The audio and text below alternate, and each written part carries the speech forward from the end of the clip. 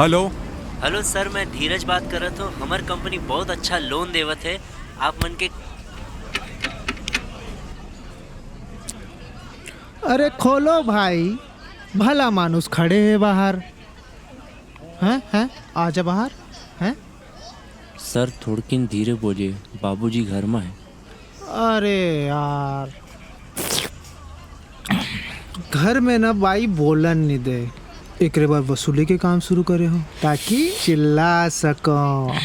ठीक है ना सर, एक महीना के किस्त बाकी है, वो ला कुछ दिन में चुका दूँ। काबर लोगन मन उधारी लेते हैं यार। हैं? अरे वो पिक्चर के नाम सुने हस? ले हो तब भुलाना पड़ी। नहीं यार, चुकाना पड़ी, समझे? चुकाला तो पड़ी।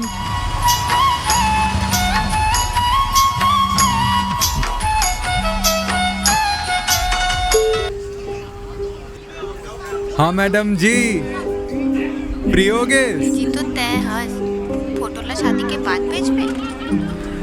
अरे अमन त तोरे स्वागत के पूरा इंतजाम करत रहे। हाँ फिर भी घर जाके भेजा था।